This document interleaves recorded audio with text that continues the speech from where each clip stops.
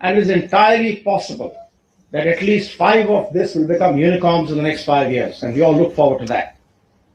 Private startups like the New Space India Limited, Agnikul Cosmos, which became the first company to successfully test a fully 3D printed rocket engine to carry payloads up to 100 kgs into low Earth orbit, and Messrs. Skyroot Aerospace, a private company in Hyderabad building small satellite launch vehicles, exemplify the capabilities of Indian industry, amongst many others. ISRO is also transferring launch technology to the private sector, enabling future launch vehicles, satellite launches via PSLV and the SSLV. Increasingly, India is turning to private investment to establish itself as a global leader in space technology. Around 140 satellites are expected to be launched under the public-private partnership model, and the government has recently announced an $11 billion research, development, and innovation scheme to boost private sector advances in deep tech sectors through concessional financing. It will finance projects that have so-called technology readiness level of 4 or above, which means the project is getting closer to going to market. Since opening up to the private sector, India's space economy has steadily grown to about $8 billion. And with an ambitious pace of growth, we may reach $44 billion, as Dr. Anupam Sharma pointed out, in the next decade. And a large percentage of this will be achieved by India's space startups, which are already involved in satellite manufacturing, space launch services, and space-based data analytics. It will be evident that India is accelerating its space ambitions as part of a broader plan to become a developed country by 2047. At the same time, it is important and sobering to remember that space agendas are inherently ambitious. After all, we are in more ways than one reaching for the stars. And hence our space programs, which are often driven by necessity, tech research and advancement, underpinned by national aspiration and commercial interests, can face challenges at times, and we have to be prepared for that. Hence, we must take into account the possibility of project delays, mission failures, unforeseen engineering challenges, budgetary limitations, and disproportionate denial regimes at times. Cater for those and keep moving forward. It is important that our space plans are done with realistic expectations, careful evaluation, and endeavor to de-risk our projects as best feasible. Notwithstanding the sobering point, the overall possibilities for the defense and space industry in India will remain immense and well worth the risks I pointed out. The global space industry itself is expected to generate $1.1 trillion or more in the next 15 years, which is more than triple its current value of $400 billion. And we in India should be aiming to attain at least 10% of this share through global commercial space market, from less than 2% at present. In the next 10 years, we will have a Bharatiya Antariksh space station, and the following 10 years, we may see Indian humans landing on the moon. All this, along with 50 satellites underway as part of the SPS program, indicates, ladies and gentlemen, that we have a busy, interesting, and challenging time ahead. And events such as the DefSpace Symposium enable all stakeholders to come together for ideating and collaborating to realize our common space and development vision. I take this opportunity to thank and wish the ISPA and all participants the very best in their collective endeavors in reaching for the stars. Thank you. Jai.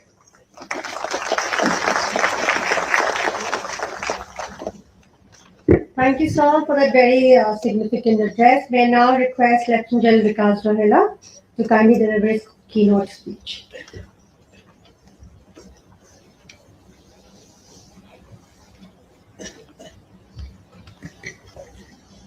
Lieutenant A.K. Bhatt, former Air Chief, distinguished guests on the dais, ladies and gentlemen, it's a privilege for me to speak to you all on enhancing engineers' space industry synergy. I will keep the introduction short and concentrate on my requirements ahead. My examples are about capacity, learning from the world and our requirements. And I will begin by giving you an example. I will talk about a runway in which me and Air Marshal Bully Krishna, who is also present here, were required to make. We visited this place in the western sector and made some guesswork about the alignment and design of the airfield. This guesstimate led us to believe that only the earthwork, that means the removal of the earth using plants, was going to cost about 240 crore rupees. And then we had a eureka moment. Why not use imagery and GIS fusion inputs to recalculate our earthwork requirement? This made us revise the earthwork requirement, and the final calculations came to about 80 crore rupees. With that as an example, I will now begin my formal speech. For a geographically diverse country like India with mountains, deserts, coasts, and dense urban areas, space-based data is a force multiplier for engineering planning, sensing, and decision support. Military reliance on space during modern conflicts is documented by international defense analysts, where space-enabled ISR, navigation and communication have been integral for force coordination, precision strike, and situational awareness. Engineers have and will continue to leverage space-based technologies in both combat and non-combat operations. Geospatial analysis. Firstly, I'll talk about geospatial analysis, PNT and ISR. The Russia-Ukraine war has been amongst the most documented conflicts for commercial satellite imagery use. Open source archives and global media use daily and sub-daily imagery from commercial providers to monitor force deployments, infrastructure damage, and battlefield developments, demonstrating the value of frequent revisit times from satellite constellations. Over 70% of Ukrainian artillery accuracy improvements were attributed to satellite targeting and navigation. For Army engineers, such geospatial analysis and PNT support enables precise alignment of routes, obstacle assessment, bridge location optimization, and terrain evaluation, especially under degraded communication conditions. Mobility enhancement using GIS. There are examples of advanced geospatial capacities, including airborne and satellite-driven terrain models to support mobility planning in desert environments. The US Buckeye system collected over 85,000 square kilometers of geospatial imagery in Iran and over 2 lakh kilometers of imagery in Afghanistan for rapid terrain characterization. For engineers, thus, and we use it similarly, GIS enables terrain character definition and can be used for creation of operational tracks, siting of helipads, airfields, and geotagging of infrastructure features.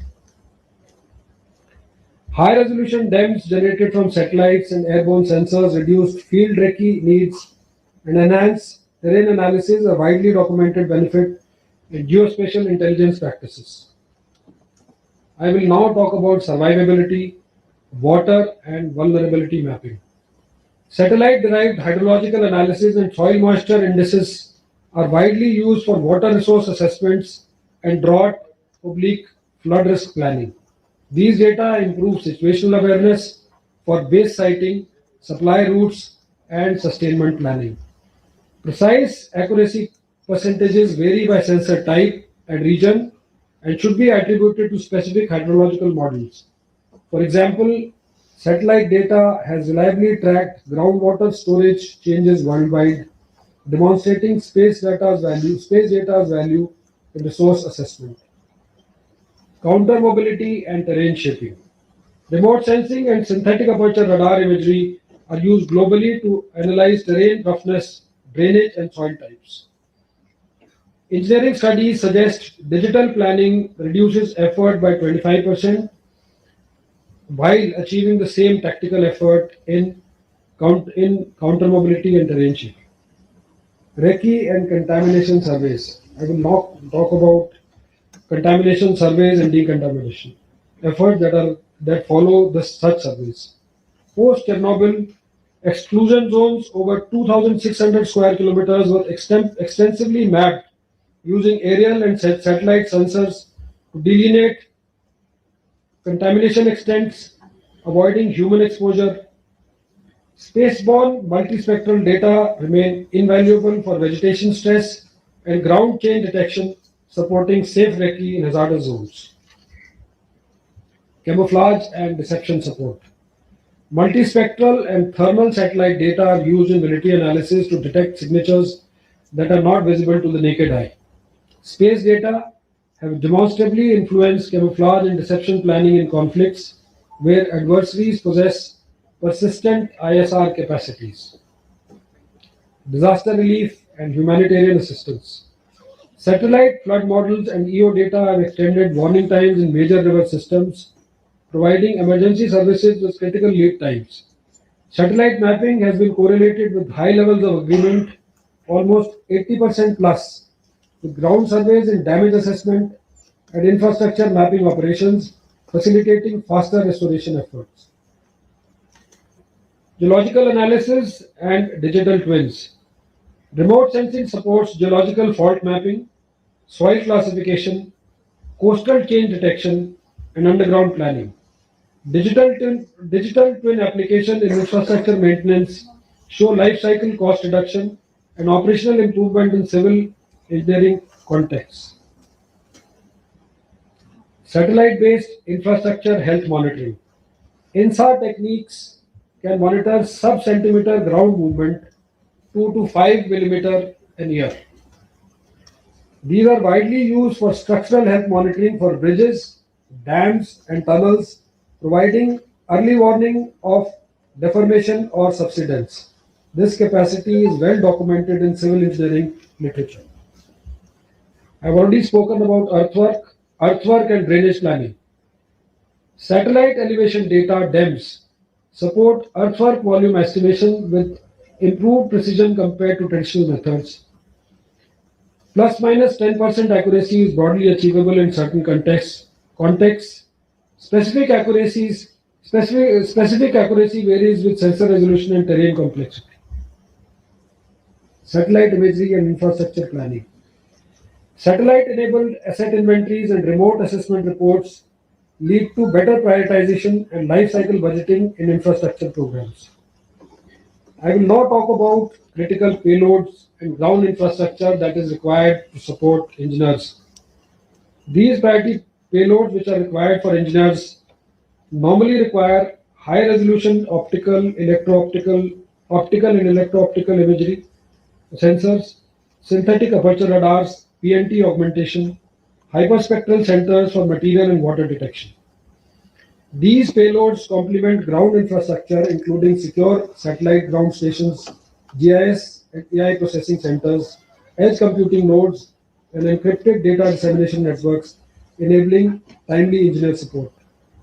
Finally, the critical enablers for engineer space coordination will include a doctrine integrating space data into engineering planning, permanent engineer space license cells, officers training in GeoInt and GIS, standardized interagency data format, public-private partnership for rapid capacity scaling. These institutional and technical enablers are standard best practices in modern militaries leveraging space and geospatial data. To conclude, space systems are now integral to national infrastructure, economy, and defense operations. For us as engineers, integrating space-driven data into planning, execution, and resilience strengthens operational readiness, reduces risk, and accelerates decision-making, making space engineering synergy a strategic imperative for future conflicts and national tasks. To carry this discussion forward, I will now request ISPA to organize a focus group discussion between the industry partners and us so that we can both share our learnings and requirements. Thank you, Jai Hind.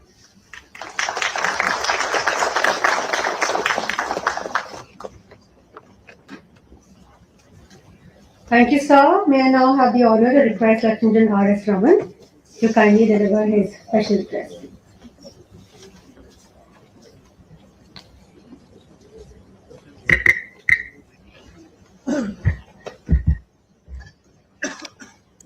Thank you, General Bhatt, Director General ISPA, for making me part of this very eminent panel and allowing me to share thoughts.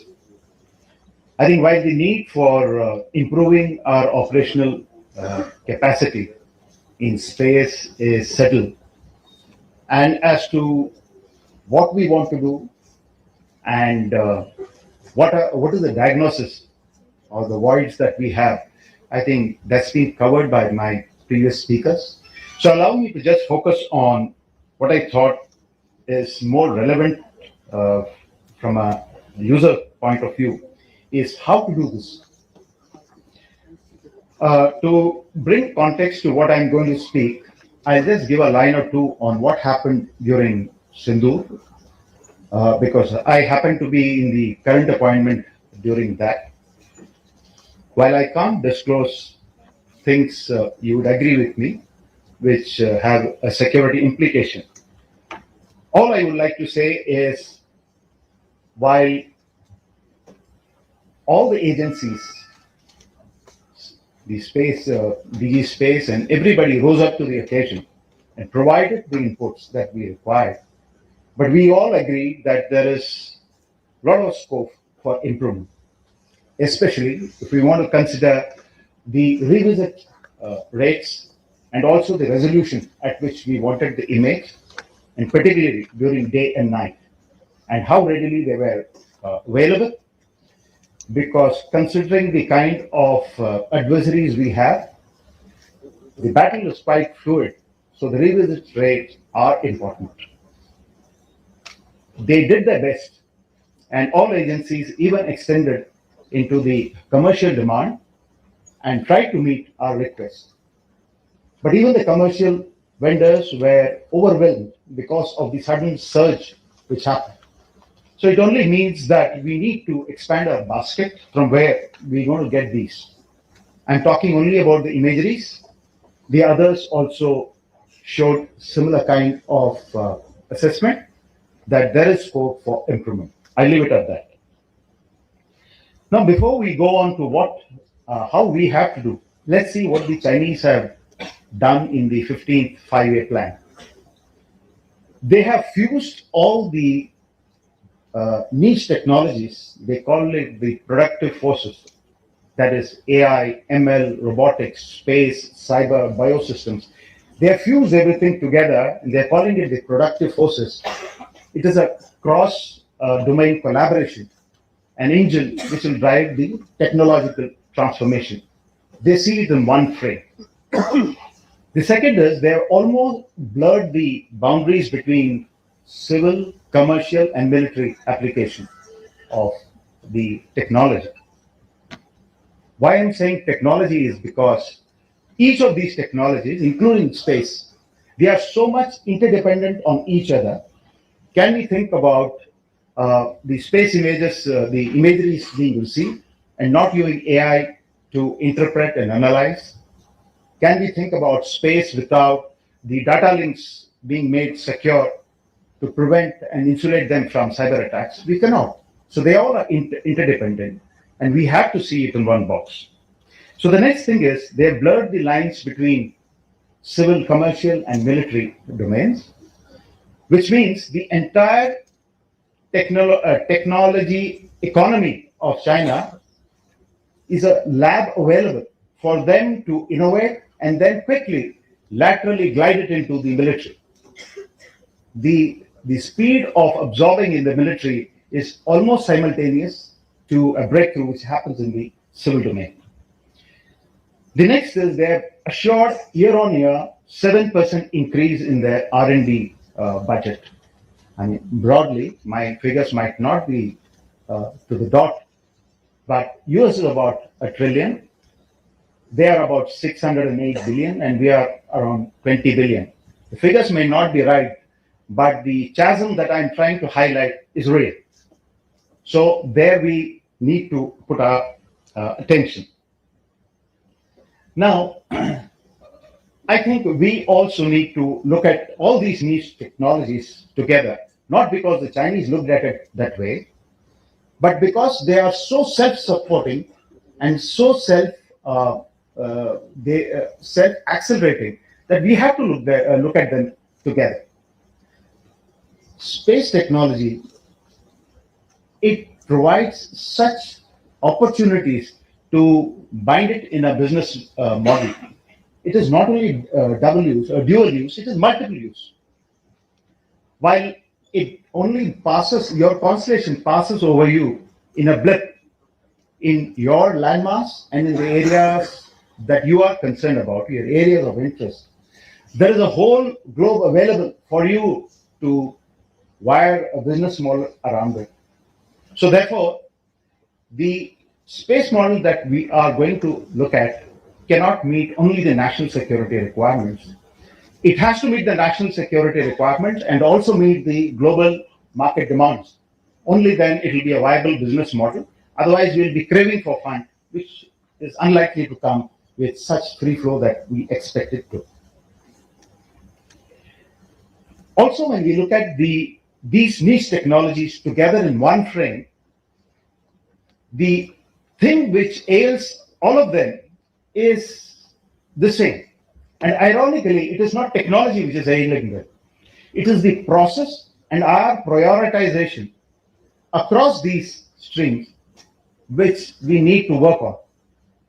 We are aware about the delays which happen, the process which are cumbersome, and we are aware about the priority which is given to these technologies. Gentlemen, priority is such a great need here, which I'll try to highlight when I try to give some of my thoughts on the threats that we need to be cautious about. Gentlemen, we have been talking, everybody, every forum, I think we've been talking about AI. AI has reached such a state that we can debate on time when it's going to happen. But I think the singularity is anywhere around the corner, 27, 30, 32, 35, we can debate. But a great AI model will design a great AI chip, semiconductor chip, which will train a great AI model. So this goes in a geometric progression. So unless we enter this cycle now, the chasm will be so wide that it will be just impossible for us to catch up. So we need to intervene here. And I just did a little bit of net research. The models that you get, ChatGPT, Perplexity, Google, Gemini, whatever you call it, they're not the A1 models. The US Bureau of Industry and Security has classified these models in terms of the weights, the number of weights and training that they are carried out into tier 1, 2, and 3. 1 is for US and its very close allies, where we are not. 3 is for those where they don't want to get. And 2 is where we are. So, while we understand their sensitivities of doing this, but the need is for us to get our own sovereign models for our use. The next thing is, quite obviously, we have 2 leverage points at this point in time. At this point in time, it may not be available subsequently. One is the demographic dividend. Because the past trend suggests that a country which had a demographic dividend, invariably the development and the progress was co-synchronous. But the past trend lines might not be the ones we are trying to extrapolate. Because manufacturing, we are now seeing along with human labor. Should the robotics take over, the way Elon is talking about Optimus and other humanoids, the human labor will be detached from manufacturing. Then this leverage which we have will be lost. So we need to catch up and we need to hurry up. The next thing is, while we have done a great job, our startups have done a great job of assembling the satellites together, the rockets together, but still a part of the content is not indigenous, and I don't blame them.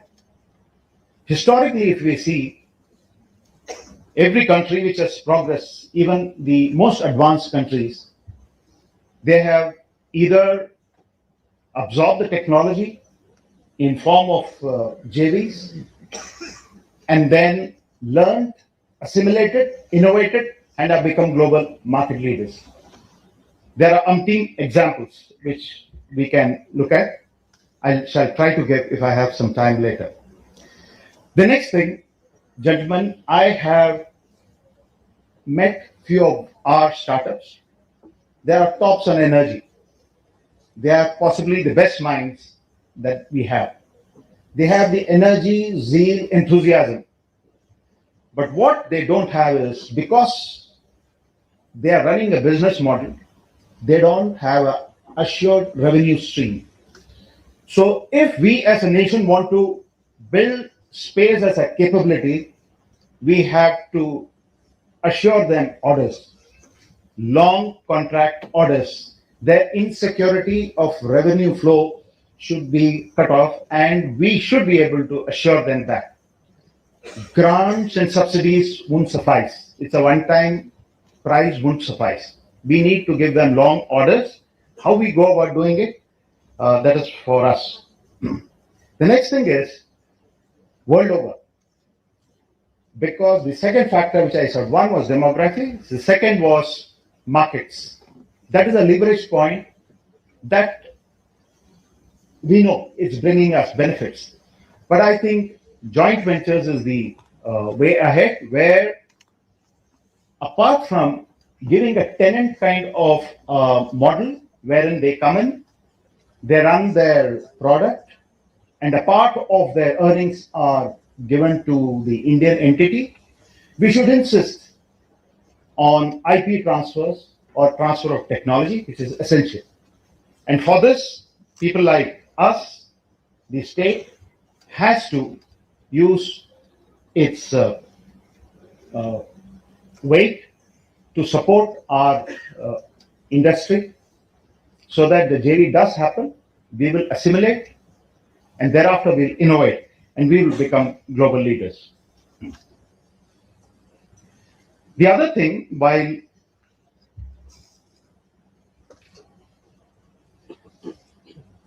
few of the things, I won't take names, few of the cases, one of the most advanced countries back in 19th century, they got the looms from another country, they memorized the design, and they became market leaders in that.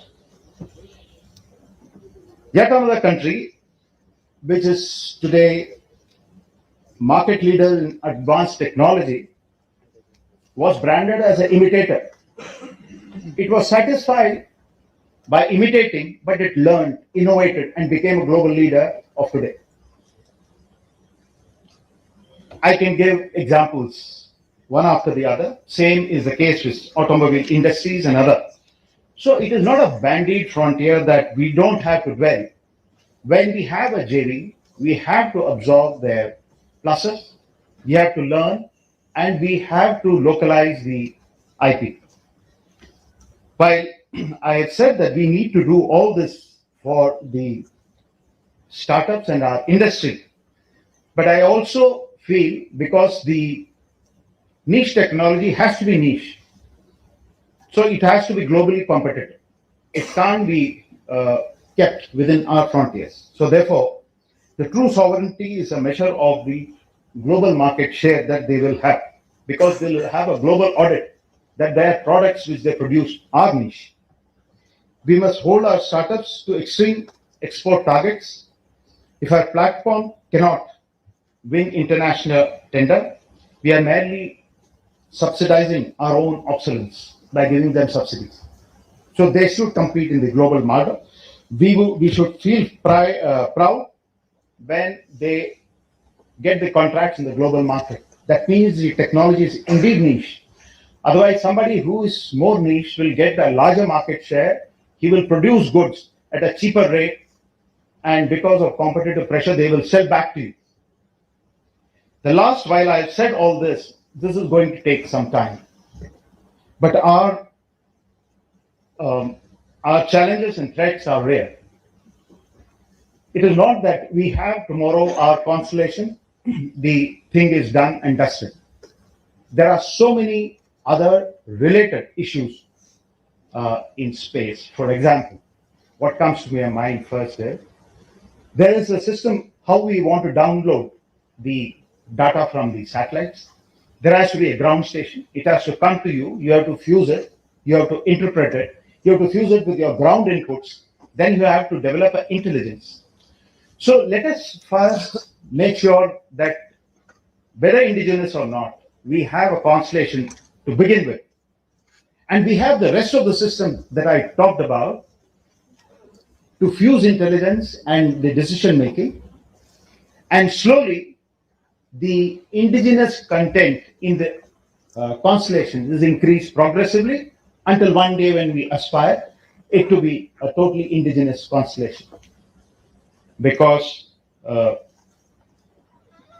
we are in a kind of situation in the global context, and especially in our neighborhood, that we need to be prepared immediately. So that takes priority. Thank you very much, sir. Rest possibly during the question answers, if at all any.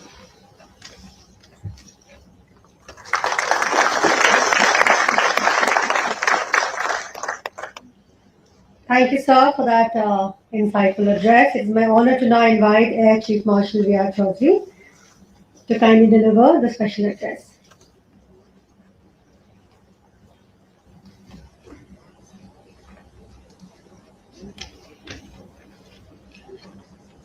Morning, ladies and gentlemen. General Bhatt, thank you very much for inviting me here. And fellow panelists, thank you very much for having stolen my thunder and saying everything that needs to have been said today. So it doesn't leave me much to speak about, and I will not take much time between you and the interesting session coming up with the astronauts. Last week's headlines in the Times of India caught my attention. It said in the year 2025, Indian satellites experienced 160,000 near misses with space debris and had to carry out 18 maneuvers, collision avoidance maneuvers. Now, I, being an aviator, thought that near misses occurred only below the common line, but we never experienced so many occasions where we had to carry out maneuvers to avoid collisions. The figures are quite astounding by themselves. 11,000 active satellites, with the numbers probably reaching 30,000 by end of this decade, and almost 1.1 million pieces of space debris floating around. So the orbital infrastructure, like they say, is facing unprecedented challenges, all the way from launch to maintain, from security to sovereignty, and the congested environment is making the traditional monitoring systems more and more obsolete. The bottom line is that despite the infinity of space, the limited resources that are available are making, and the endangered availability of space orbits, orbital space and frequency is going to be a huge challenge for entire mankind. The ongoing conflicts across the globe have shown that the orbital high ground is probably as important as boots on the ground. The LEO has become a test bed for new technologies, resilient communications, real-time ISR and secured communication links. Dr. Anupam Sharma mentioned about PNT from LEO satellites. I think it's an important aspect that we need to keep in mind. Let me first start with a quick look at what we could envisage as the future battle space, a domain where hypersonic missiles are tracked from orbit, drone swarms are jammed via satellite relays, and AI-driven decisions span continents in milliseconds.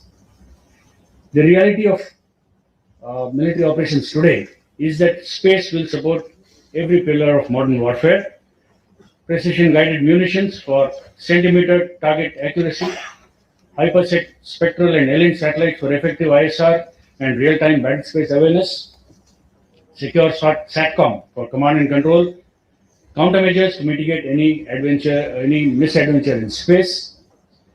Finally, we find that the ethical intent of technology for peaceful purposes is slowly finding duality in use as weapons in space. It was mentioned again by Dr. Anupam Sharma how orbital transfer vehicles meant for moving satellites from one orbit to another and to support on-orbit maintenance or on-orbit refueling have found military use in carrying out altitude maneuvers with EW payloads and assisting the concept of swarm military satellites. Robotic arms that were intended for space debris removal can now be used or can be a solution for kinetic space actions like grabbing or deorbiting of adversary satellites. The concept of inspector and guard satellites with military payloads are being populated in space for enhancing space situational awareness from space. So we find that the future of military operations will be determined not just by the speed of decision making, but the ability of shortening the sense, decide, and act loop, primarily which is supported by assets from space. So when we realize that more and more reliance on space for future military operations is going to happen, we have to look at the profound issue of space security. How do we secure it? Firstly, with architectural resilience, we need to look at about replacing fragile, probably even legacy geostationary assets with more proliferated LEO constellations. I think yesterday what was highlighted was the failure of the IRNSS satellites to provide PNT. We need to now look at replacing probably the geostationary satellites with LEO constellations. Developing a robust space situational awareness architecture, real-time tracking is not optional, it is an existential requirement. Leveraging not only just ground-based telescopes and radars, but space-based sensors for creating an ecosystem is the prime requirement.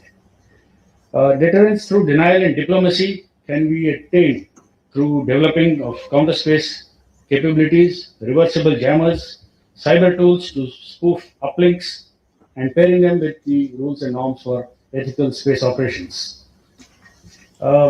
This brings me to the core of today's theme and how India can achieve its military space aspirations by strengthening and synergizing India's defense and space industry.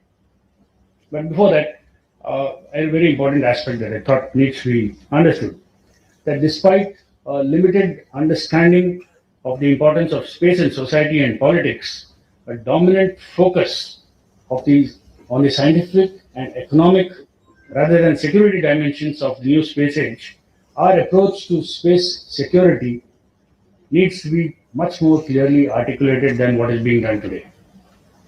India's new space policy of 2023 involved the CMF.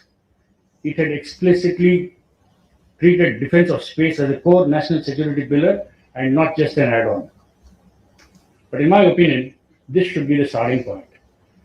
This should lead on to the formulation of a space security strategy that will provide the necessary impetus to initiate a broader debate on the strategic relevance of space.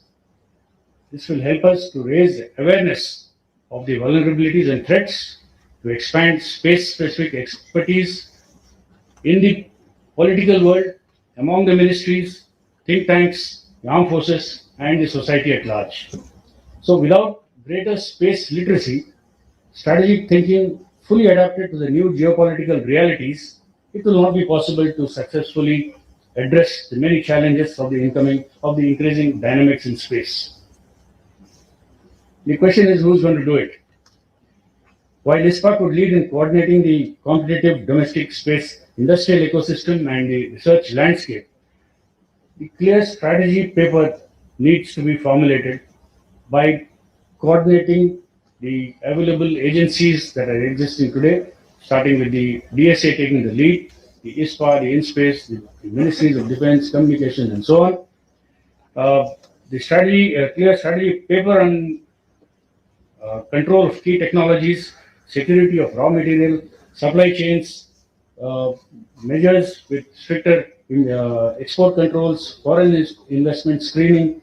All this needs to be laid out very clearly in our future strategy. There is still considerable untapped potential in our country for involving startups as key drivers of innovation. The Indian Armed Forces, DRDO, DSA in particular, needs to handhold the startup and industry community and give assurances in terms of technology proof when it comes to niche technologies.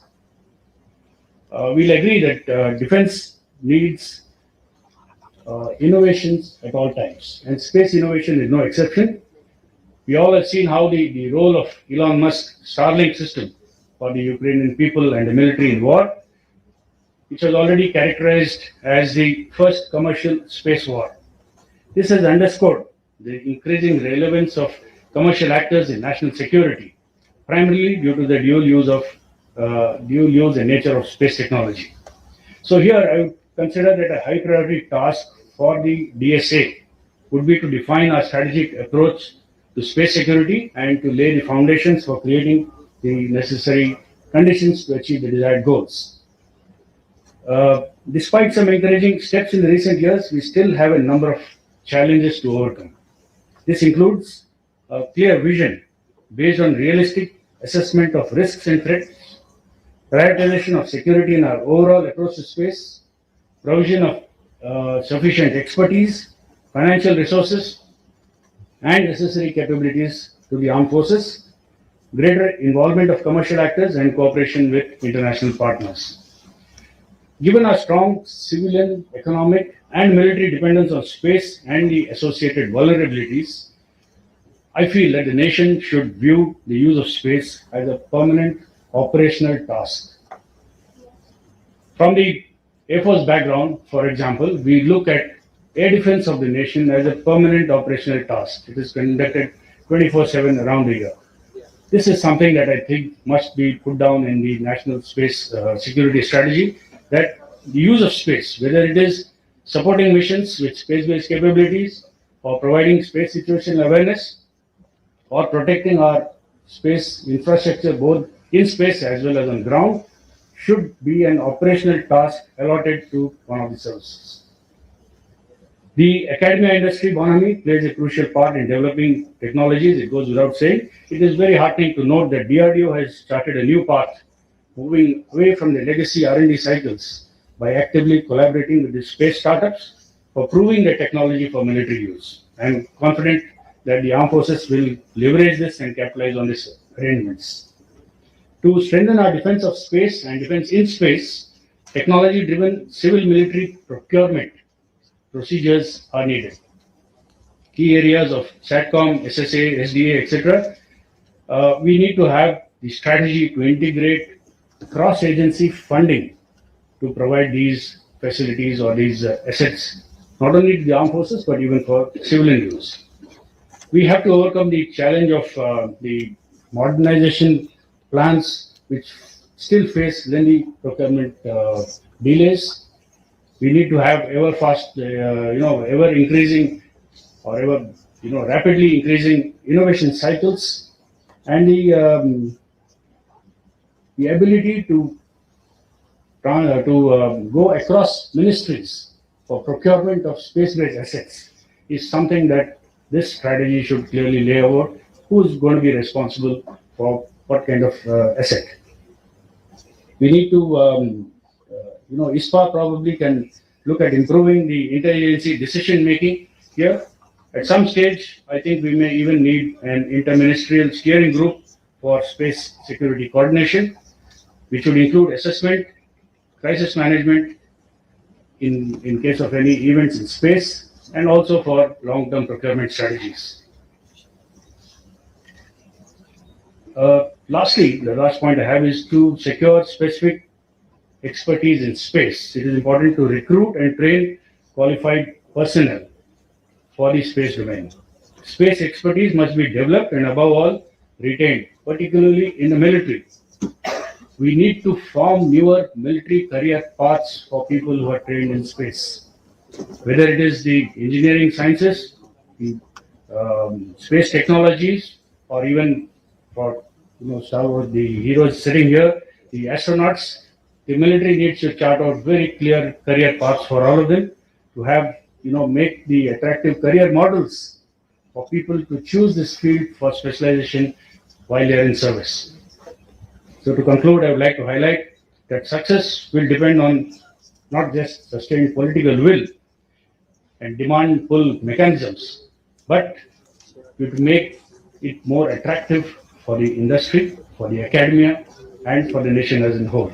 If we can institutionalize this synergy through some joint governance, shared infrastructure, and mission-oriented roadmaps, we will not only secure our interests in orbit and on the battlefield, but will also redefine the boundary between space and defense in the national imagination. So once again, compliments to Team ISPA for conducting this seminar, and thank you, DG ISPA, for inviting me here. I wish this seminar all the very best. Thank you.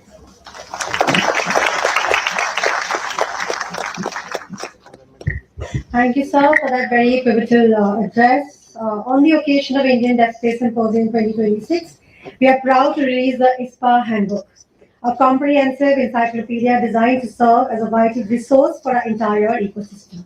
May I request Director General, Indian Space Station and Director ISPA, along with our esteemed guest dignitaries, to kindly release the ISPA Handbook.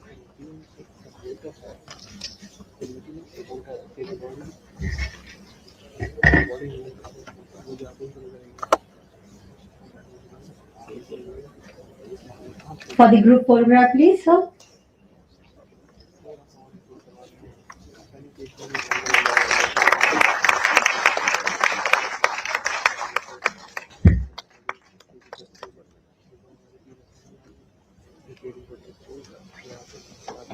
Thank you, sir.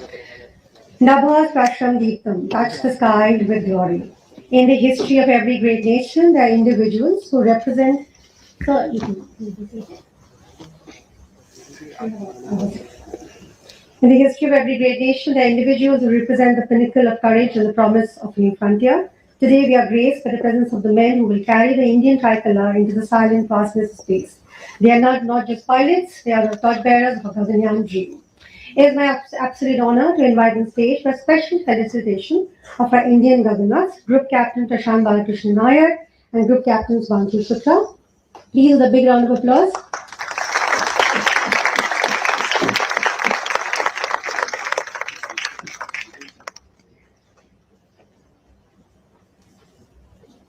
May I request Air Chief Marshal Veer Chaudhary to kindly felicitate our distinguished astronaut, to Group Captain Prashant B. Nair, Kirti Chakra.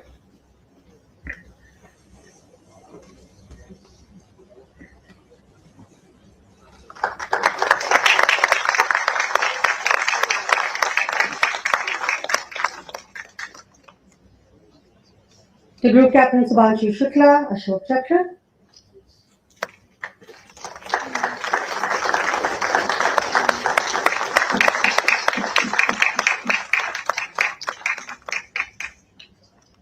For a group photograph, please.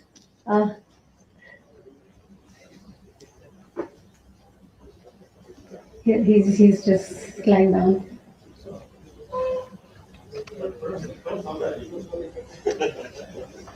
Maybe please have a big round of applause. Thank you.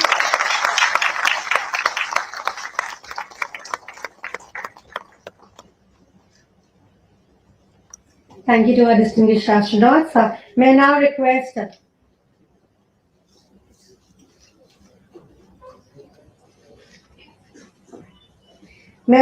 Air Chief Marshal Veer Chaudhary to kindly felicitate our guest dignitaries on the dais, to Dr. Anupam Sharma,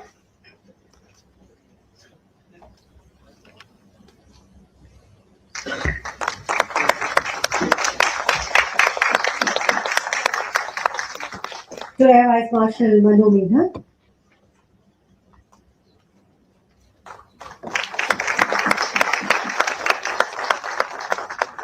to Vice Admiral Sanjay Dasji Singh,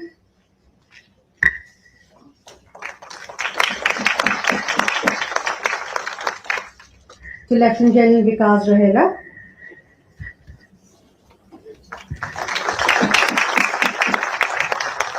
to Lieutenant General R.S. Brahman,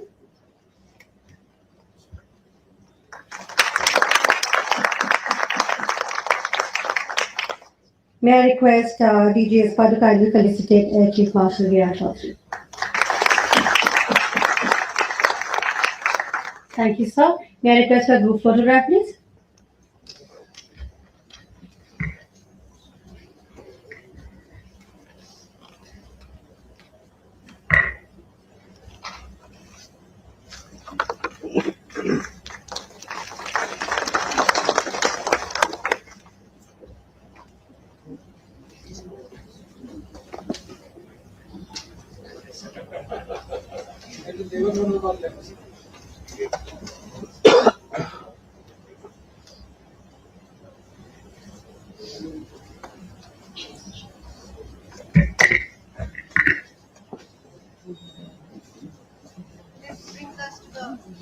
Concluding of the plenary session, now we will begin with the most awaited fireside chat.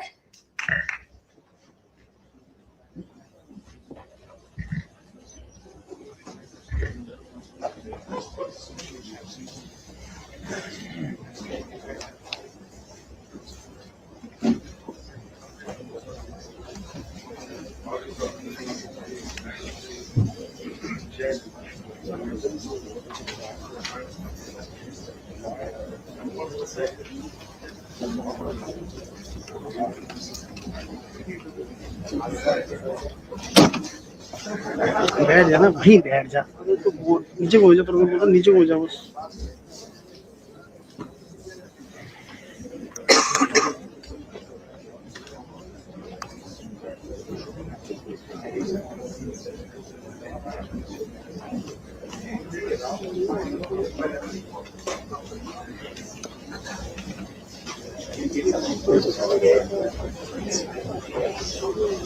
काफी सारा है cutaway के लिए चाहिए ना थोड़ी देर सही है। बीच में जो जूम आउट मारे हैं ना उसको कवर करें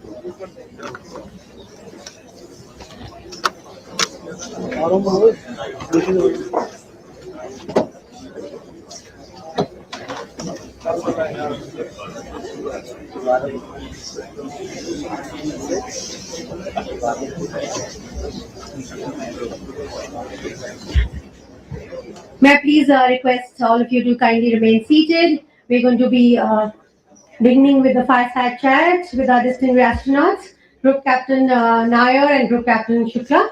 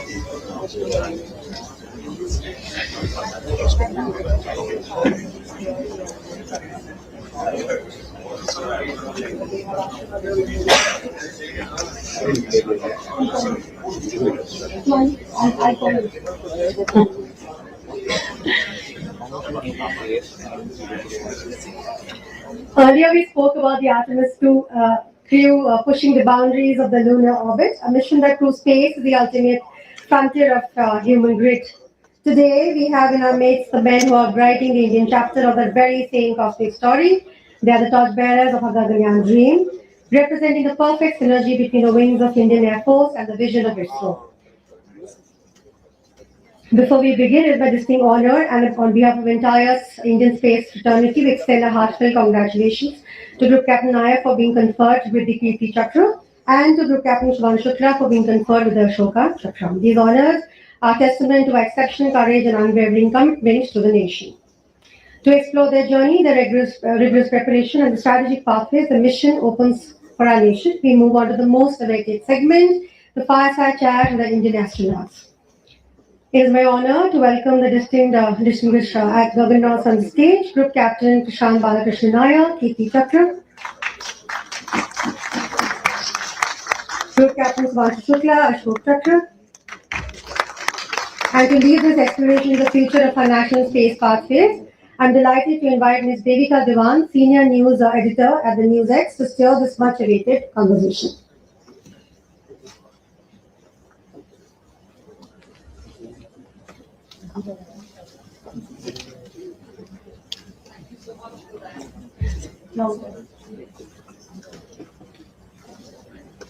Thank you so much for that introduction, Aditi. It's my distinct honor to be in the presence of distinguished military and defense personnel, our business leaders, our youth, and of course, our space icons. My gratitude to the Indian Space Association and to Lieutenant General Bhatt, to Group Captain Rao for really instilling their faith in me to carry this conversation. There's a lot of weight. Everyone's saying most awaited, most awaited. How do we follow up with some of the most brilliant speeches we've heard, eye-opening conversations that have already started in our minds. And I hope that we can continue on that note.